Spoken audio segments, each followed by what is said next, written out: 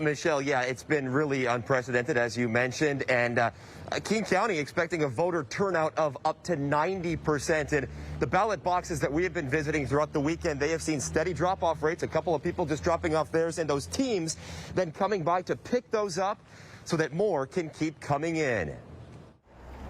I just wanted to get it done, get it out of the way. One after another, those ballots being dropped off well before Election Day. It makes me feel like I am directly in control of it being delivered, my vote being delivered. At the University of Washington, we found this team from King County Elections emptying the box there as it was quickly filling up. Grabbing handfuls at a time, where they'll then go straight to election headquarters. Clearly, the voters answered. I think this has been an unprecedented weekend in terms of the number of folks we've seen dropping ballots off at drop boxes. In fact, the record for the first 5 days of early voting currently sits at 16,015 ballots returned. King County estimates that on just Thursday, Friday, and Saturday, upwards of 50,000 have been turned in. Over in Rainier Beach, Latau Tao told us there was no time to wait, saying this year his civic role is more urgent than ever. 2016, I had the luxury of sitting back, but I still voted.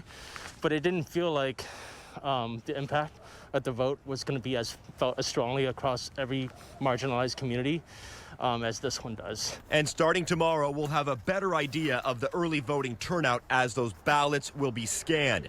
Walls are clear. Spots clear. And those teams will keep busy, making sure there's room for your vote.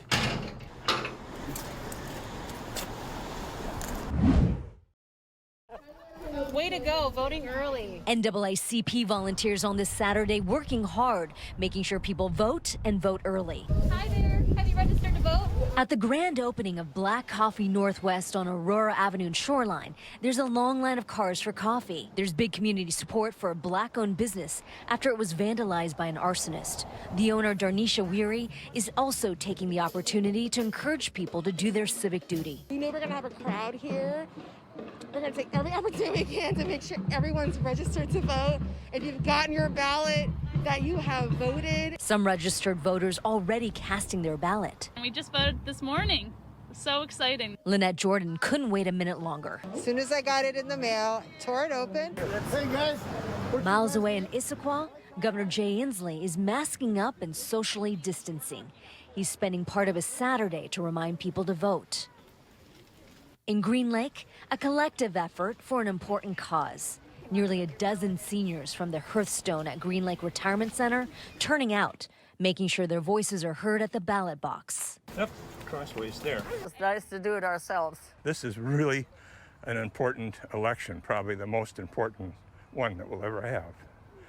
And I'm sorry, I get choked up there. And we just wanted to express that we care, and we rather than who you vote for, it's do you vote. I checked in with King County Elections, and they say that these ballot drop boxes are emptied once a day, and high traffic boxes will be emptied more than once daily. In Seattle, Suzanne Fawn, KOMO News. Suzanne, thank you. And as she mentioned, there are a lot of people casting their ballots right now. We saw all of these voters dropping off their ballots at the drop box in front of the Ballard Library today. As a reminder, your ballot must be postmarked by Election Day, November 3rd, or dropped into a ballot drop box by 8 p.m. on Election night. Steve, Michelle, this had to have been a nerve-wracking ride. We have learned that that plane first came down in a field just over there. It then bounced back up. It came rolling through this street near the Rainier Ridge neighborhood, popped the curb. You can see where it went through the grass here. One of its wings was actually sheared off, and then it came to a stop right there in that church parking lot. Snapped landing gear, a wing ripped off, this Piper Cherokee and the pilot pulling out all the stops for a crash landing right outside the Holy Disciples Parish in Puyallup. Crews from Graham Fire and Rescue and the Pierce County Sheriff's Office responding to the scene not far from Thun Field, where the 3 people on board, a student pilot, a trained pilot, and a passenger had been doing touch and goes. As they took off, they lost power, and the instructor took over immediately.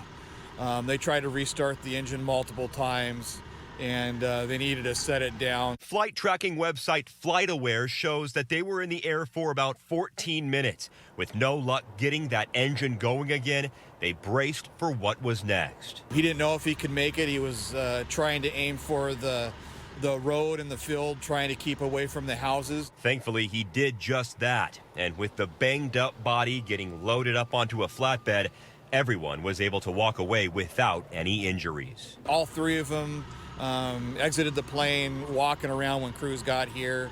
A little shaken up, but very fortunate for them tonight that everything worked out for them.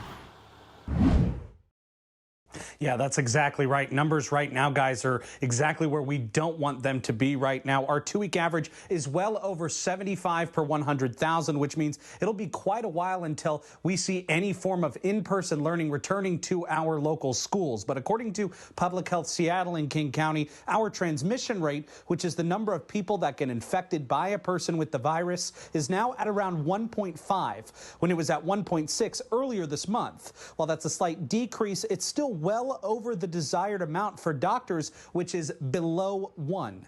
It also doesn't help that our case rate is sitting at 93 per 100,000 over the last 14 days. That being said, our hospitalizations aren't drastically rising right now, and the amount of deaths from COVID-19 is still stable, but most doctors say those numbers tend to lag behind case counts and infection rates. But as County Health official Dr. Jeff Duchin points out, this spread is well within our control if we take it seriously.